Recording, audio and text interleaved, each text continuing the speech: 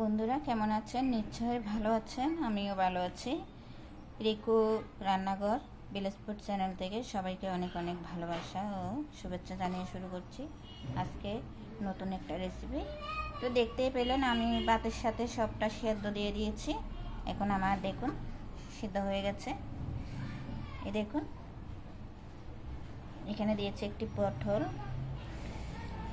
গরম, এই দেখুন একদম সেদ্ধ হয়ে গেছে পটলটা। তারপর দিয়েছি গাজর, তারপর দিয়েছি বরবটি, এই দেখুন একদম সবটা সিদ্ধ হয়ে গেছে।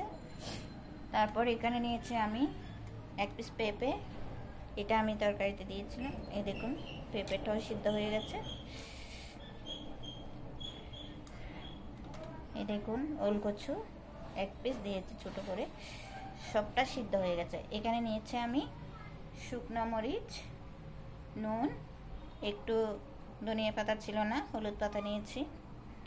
আর এখানে অ্যাড করব ভাজা আলু। তো ভাজা আলুটা অপশনাল, এটা থাকলে দেবেন, না থাকলে দেবেন না। তো এটা আমি অল্প করে ছিল, সেটা আমি এখানে দিয়ে দিব। তো বন্ধুরা যারা নিরামিষ খান বা সপ্তাহে 2 দিন খান, অনেক সময় উপবাস পড়ে, বা অনেকে সারা বছরে নিরামিষ খান, কিন্তু একগুঁয়ে খাবার খেতে ভালো লাগে না, সবসময় সবজি এই সেই এইসব খেতে ভালো লাগে না, মাঝে মধ্যে ইউনিক কিছু খেতে ইচ্ছে করে। তো যারা আমার মতো এরকম নিরামিষ খাবার পছন্দ করেন তারা নিশ্চয় বাসায় এভাবে সবজি দিয়ে ভর্তা করে ভাত খেতে পারবেন। তো দেখুন সবটা সিদ্ধ হয়ে গেছে। এবার এটাকে আমি মেখে নেব, একটু ভালো করে কষলিয়ে নিচ্ছি। দেখুন গরম, একদম গরম হলো। এটা গরমে একটু মাখতে হয়, কারণ ঠান্ডা হয়ে গেলে মাখতে একটু সমস্যা হবে, সে কারণে গরম গরম।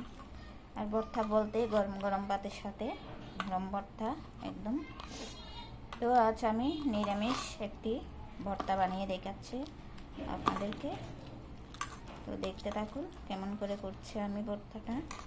চাইলে আপনারাও বাসায় করে খেতে পারেন নিরামিষ দিনে, আর এমনিতে খেতে পারবেন, পেঁয়াজ রসুন সবটা দিয়েই খেতে পারবেন, বা এখানে একটু কুচো চিংড়ি থাকলে এটা ভেজে দিতে পারেন। তো খেতে অনেকটা স্বাদ হয়, আপনারাও খেয়ে দেখবেন এরকম। দেখুন আমার প্রায় কষলানো হয়ে গেছে সবটা।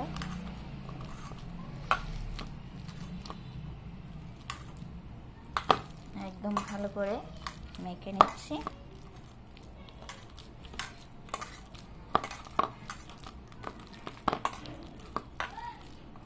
হয়ে গেছে।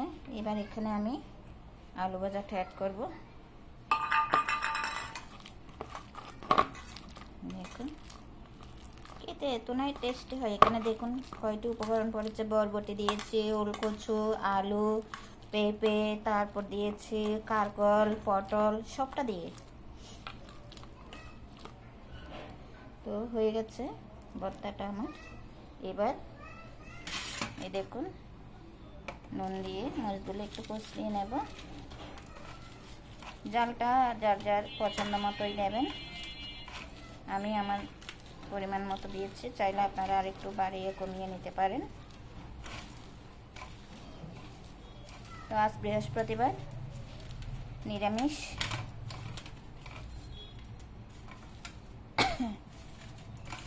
একটু ডাল করেছি, সবজি রান্না করেছি, পাশাপাশি একটু যদি ভর্তা বা ভাজা কিছু হয় তাহলে খেতে অনেকটা ভালো লাগে। মুখরোচক একটু খাবার বানিয়েছি।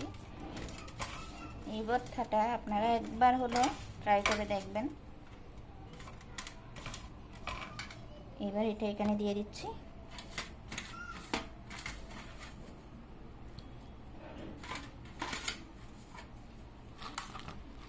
সবটা আমি এবার মেখে নিচ্ছি। যা ফ্লেভার বের হয়ে যাচ্ছে না,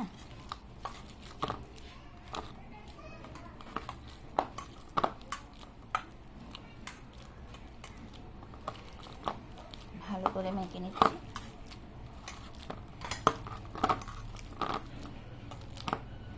হয়ে গেছে। বাহ, যা সেন্ট বের হয়েছে না, এত গন্ধটা এত যে। এবার হাতটা একটু দিয়ে দিই।